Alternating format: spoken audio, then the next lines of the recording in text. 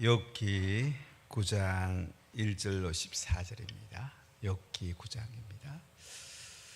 1절로 14절까지 우리 한 목소리로 봉독하겠습니다. 욥이 대답하여 이르되 진실로 내가 이 일이 그런 줄을 알거니와 인생이 어찌 하나님 앞에 의로우랴. 사람이 하나님께 변론하기를 좋아할지라도 천마디에 한마디도 대답하지 못하리라. 그는 마음이 지혜로우시고 힘이 강하시니 그를 거슬려 스스로 완악하게 행하고 형통할 자가 누구이랴. 그가 진노하심으로 산을 무너뜨리시며 옮기실지라도 산이 깨닫지 못하며 그가 땅을 그 자리에 움직이시니 그 기둥들이 흔들리도다. 그가 해를 명령하여 뜨지 못하게 하시며 별들을 가두시도다. 그가 홀로 하늘을 펴시며 바다 물결을 밟으시며 북두성과 삼성과 묘성과 남방의 밀실을 만드셨으며 정량할 수 없는 큰 일을 셀 수 없는 기이한 일을 행하시느니라. 그가 내 앞으로 지나시나 내가 보지 못하며 그가 내 앞에서 움직이시나 내가 깨닫지 못하느니라. 하나님이 빼앗으시면 누가 막을 수 있으며 무엇을 하시나이까 하고 누가 물을 수 있으랴. 하나님이 진노를 돌이키지 아니하시나니 라합을 돕는 자들이 그 밑에 굴복하겠거든. 하물며 내가 감히 대답하겠으며 그 앞에서 무슨 말을 택하랴. 아멘. 욥기는 고난을 다루고 있습니다. 고난 문제. 우리 인생을 살아가면서 늘 고통스러워하고 고난 가운데 힘겨워할 때가 참 많이 있습니다. 근데 고난이 두 종류가 있다는 것을 우리가 꼭 알아야 됩니다.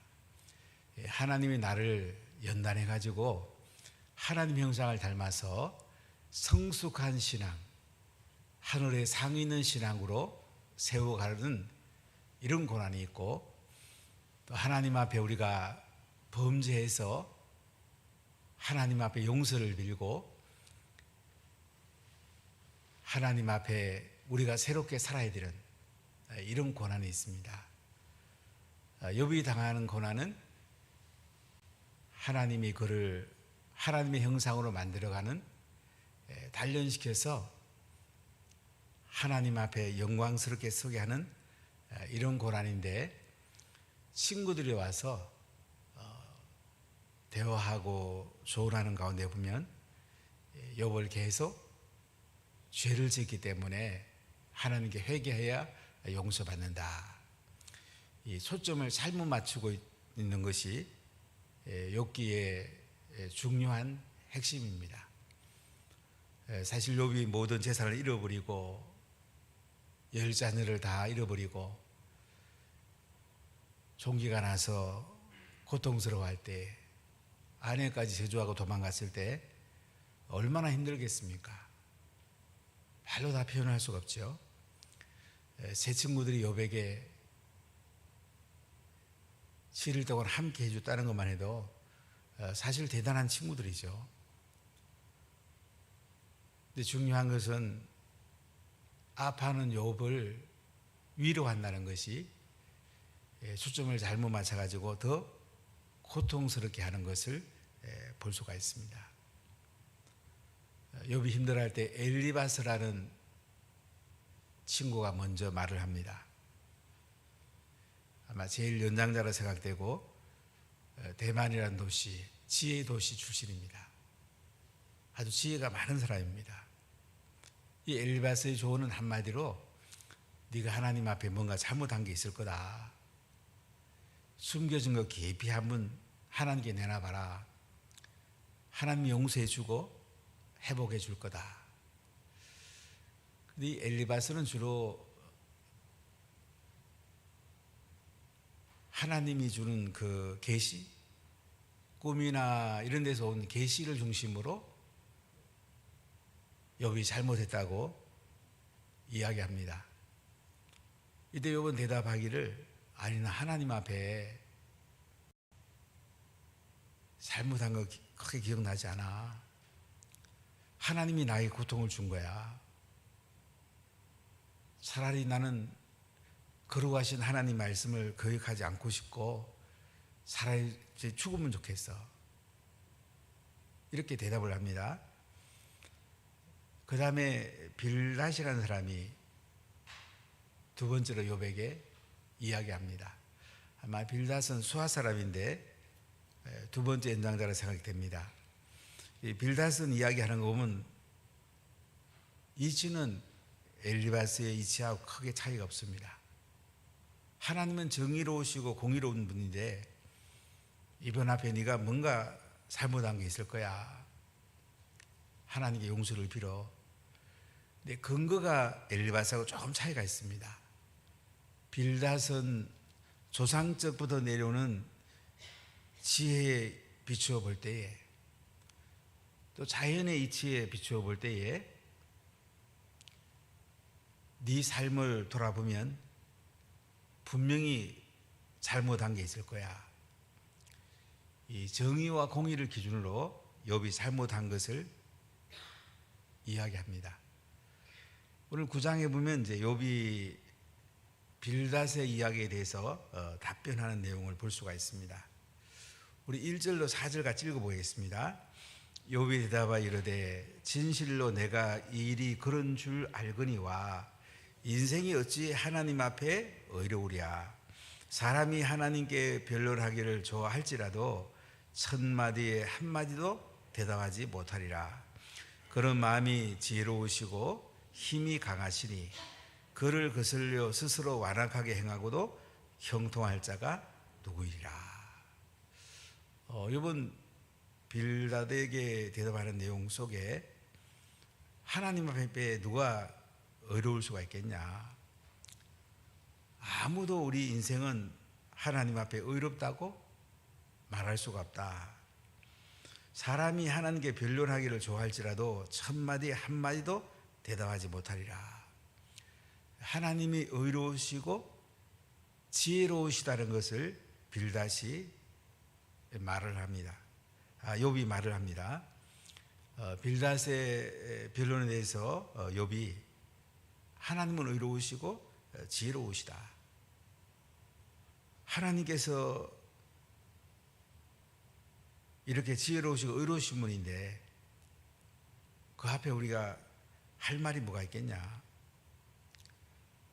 이렇게 이야기하면서 오늘 4절에 보면 그런 마음이 지혜로우시고 힘이 강하시니 그를 거슬려 스스로 완악하게 행하고도 형통할 자가 누구이랴. 하나님은 의로우시고 지혜로우시다. 힘이 강하시다. 하나님을 거스리고 그 앞에서 형통할 자가 누가 있겠느냐. 이렇게 욥이 빌닷에게 세 친구가 있는 자리에서 이야기합니다. 자, 오늘 여기 보면 욥은 재판정에 서 있는 모습으로 이야기하는 것을 볼 수가 있습니다. 하나님 앞에 재판정에 서 볼 때에 누가 의롭고 누가 하나님 앞에 할 말이 있는 사람이 누가 있겠느냐. 아무도 하나님 앞에 할 말이 없을 것이다. 그러니까 빌닷이 공의와 정의의 하나님을 이야기하는 것을 욥은 인정을 합니다. 하나님은 의로우시고 완전하시고 지혜롭고 능력이 뛰어난데 그분 앞에 소송을 제기하면 누가 이길 수가 있겠느냐. 그러니까 이 자연의 이치로 봤을 때에 빌닷이 이야기하는 것은 하나님 앞에 아무도 죄 없다고 설 수 있는 사람이 없다는 거예요. 그래서 욥이 얘기하고 싶은 건 뭐냐면 자신은 온전하고 정직하고 하나님을 경외하고 악에서 떠난 자다. 욥기 1장 2장에서 욥을 소개하면서 참 좋은 성품을 가지고 하나님을 잘 경외하는 사람으로 소개가 되어 있습니다. 욥기 초반부에 보면 하나님이 욥을 단련하시려고 욥에게 이 고난을 준 것을 볼 수가 있습니다. 그러니까 욥은 자기를 돌이켜 볼 때는 하나님이 의로우시고 지혜로운 분이지만은 하나님 앞에 자신은 크게 잘못한 것이 없다. 하나님이 준 고난이다. 이렇게 이야기하고 있는 것입니다. 자, 그러면 5절부터 14절까지 내용을 보면 하나님은 전능하신 분이시고 하나님은 창조주이신 것을 말씀을 하고 있습니다. 자, 우리 5절, 6절 같이 읽어보겠습니다. 그가 진노하심으로 산을 무너뜨리시며 옮기실지라도 산이 깨닫지 못하며 그가 땅을 그 자리에서 움직이시니 그 기둥들이 흔들리도다. 하나님이 진도하시면요 산을 무너뜨릴 수가 있어요. 옮기실지라도 산이 깨닫지 못한다. 하나님의 진노가 얼마나 큰가 하는 것을 보여줍니다. 그가 땅을 그 자리에서 움직이시니 그 기둥이 흔들린다. 하나님은 온 세상을 통치하시고 능력이 많으시고 또 하나님은 전능하시기 때문에 때로는 하나님께서는 잘못된 것들을 그냥 안 두시고 심판하신다는 것을 말씀을 하고 있습니다. 7절 8절 한번 읽어보겠습니다. 그가 해를 명령하여 뜨지 못하게 하시며 별들을 가두시도다. 그가 홀로 하늘을 펴시며 바다 물결을 밟으시며.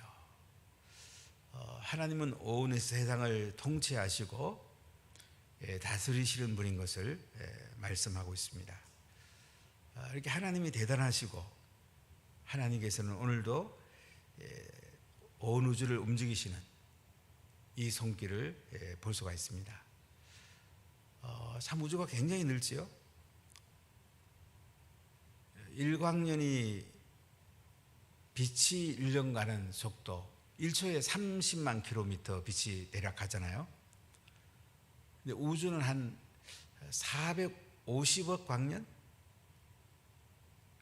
일단 우주학자들이 지금까지 연구한 거에 하면 한 우주가 얼마나 넓은지요? 450억 광년 이렇게 대략 보는 것 같아요. 이것을 다스리는 분이 하나님이세요. 바닷물을 밟으시고 북두성과 삼성과 묘성과 남방의 밀실을 만드셨다. 별들을 다스리시고 해가 뜨고 지고 이 모든 것을 다스리는 분이 하나님이라. 하나님이 얼마나 대단한 분인가를 지금 욥은 말을 합니다. 10절 읽어볼까요? 청량할 수 없는 큰 일을 셀 수 없는 기이한 일을 행하시느니라. 참 하나님 대단한 분이죠. 사람들이 헤아릴 수 없는 청량할 수 없는 이런 놀라운 기이한 일을 행하시는 하나님. 그분 앞에 우리가 서보면 얼마나 작은 존재입니까? 이 하나님께서 이렇게 온 우주를 움직이시고 통치하시는 주권자라는 것을 욥은 하나님 앞에 말씀합니다. 자, 이 얘기를 왜 욥이 꺼내냐면 이 대단하신 하나님의 법정 앞에 서보면 욥은 참 보잘것없는 아무것도 아닌 존재, 하나님 앞에 절망할 수밖에 없다는 거죠. 그러니까 욥은 자신을 하나님 앞에 호소하면서 하나님, 제가 하나님께 서보니까 정말 연약한 사람입니다. 저는 하나님 앞에 절망할 것밖에 없습니다. 이 얘기를 지금 하고 있는 거예요. 하나님은 너무나 강력한 분이기 때문에 욥이 하나님 앞에 서보면 절망하고 좌절할 수밖에 없는 이런 하나님인 것을 욥은 이야기하고 있습니다. 자, 11절을 우리 같이 읽어볼까요? 그가 내 앞으로 지나시나 내가 보지 못하며 그가 내 앞에서 움직이시나 내가 깨닫지 못하느니라. 하나님 이렇게 청량할 수 없는 대단한 분이신데 우리가 하나님 앞에 설 수 있는 게 뭐가 있겠어요? 깨닫는 게 뭐까지가 되겠습니까? 근데 우리는 참 오만할 때가 참 많죠. 내가 대단한 줄 착각할 때가 참 많죠. 내가 뭔가 안다는 생각할 때가 참 많죠. 하나님께서 보면 뭐 얼마나 인간이 작아요. 작은 점보다도 작은데요. 얼마나 연약한 존재입니까? 우리가 하나님께서 보는 것이 중요합니다. 매일매일 하나님 앞에 내 자신을 돌아보고 하나님 앞에 내가 얼마나 작은 존재인가 겸손할 수밖에 없습니다. 교만하면 망합니다. 하나님 겸손한 자에게 은혜를 베풀어 줍니다. 자, 12절 같이 읽어볼까요? 하나님이 빼앗으시면 누가 막을 수 있으며 무엇을 하시나이까 하고 누가 물을 수 있으랴. 하나님이 빼앗으시면 아무도 그 앞에 막을 수가 없어요.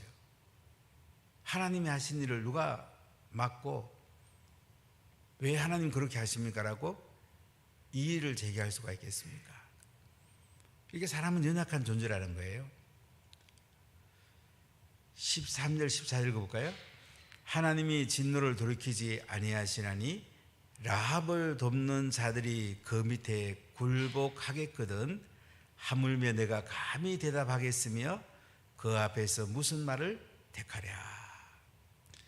여기 라합이라는 것은 기생 라합을 얘기하는 게 아니고 가나안 신화에서 나오는 리워야닷 티아맛이라고 되어 있는데요. 티아맛, 고대 근동의 신화에 나오는 바다 괴물, 가장 힘이 센 것을 말할 때에 이 라합이라는 표현을 썼는데요.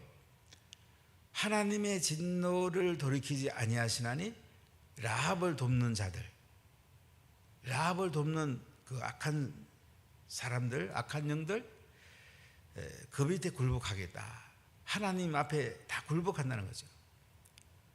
세상에 아무리 센 그런 것들도 하나님 앞에 굴복하는데 하물며 내가 감히 대답하겠으며 그 앞에서 무슨 말을 하겠는가? 여러분, 하나님 앞에 서 보니까 아무것도 할 말이 없어요. 여러분, 간절히 하나님을 만나고 싶어 하는 것을 볼 수가 있습니다. 빌닷이 이야기하는 것은 틀린 말은 없습니다. 빌닷은 조상적부터 내려온 지혜와 자연의 이치를 돌아볼 때에 욥이 정의와 공의를 행하지 않았기 때문에 이런 어려움을 당한다. 성경의 일반 이치에 비춰봐도 맞는 말이에요. 그래, 여기에 대해서 욥이 대답하는 내용을 보면 그래, 빌닷의 말이 맞아도 하나님은 의로우시고 지혜로우시고 전능자이시고 창조주이신데 내가 그 앞에 서보면 절망할 수밖에 없다. 내가 하나님 앞에 서면 참 너무 작은 존재다.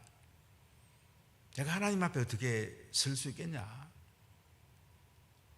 이렇게 욥은 하나님 앞에 자기가 얼마나 절망스러운 존재인지 이야기하면서 빌닷에게 욥이 답변하고 싶은 건 뭐냐면, 빌닷, 네 친구 그래, 말은 맞는 말인데 사실 하나님 앞에 설 자가 누가 있겠냐. 그렇지만은 나의 고난은 하나님이 준 고난이고 죄 때문에 하나님 앞에 회개하라는 네 말은 맞는 게 아니다. 이 얘기를 지금 하고 있는 거예요. 욥은 하나님을 만나고 싶어요.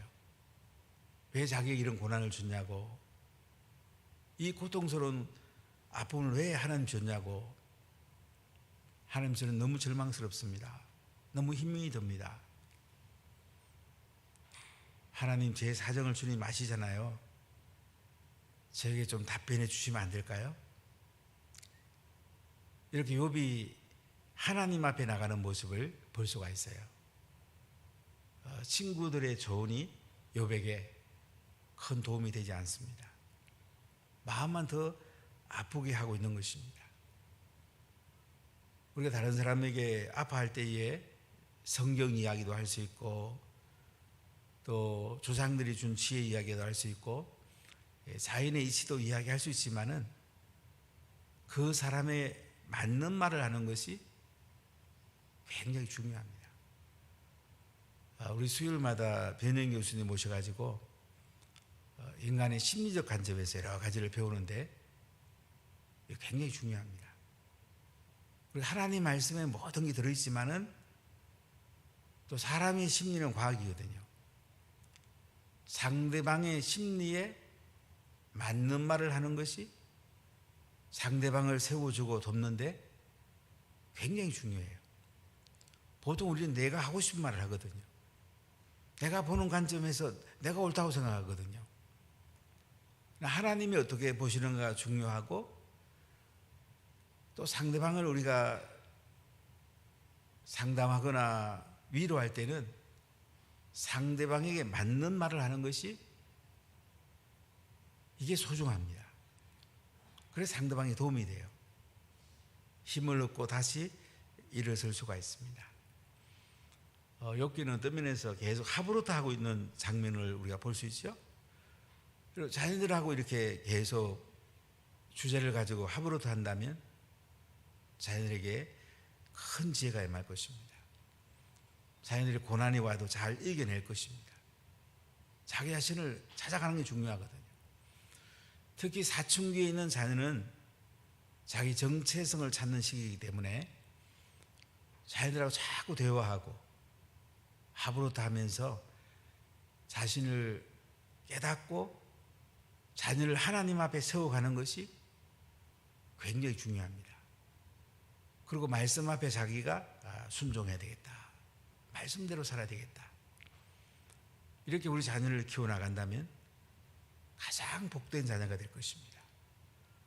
오늘 여러분의 하나님 은혜가 임하기 바라고, 혹시 고난 가운데 있으면 먼저 하나님께 용서를 비십시오. 그래도 그 고난이 계속되면 하나님, 저를 연단해서 하나님 형상 잘 닮게 해주시고 제가 예수님 잘 믿게 해주시고 이 풍랑 인연에서 더 하나님께 가까이 가게 하시고 저에게 하늘의 은혜를 더욱 부어주옵소서. 이렇게 기도하면 하나님께서 여러분에게 큰 은혜를 주실 것입니다. 기도하십시다. 하나님 감사합니다.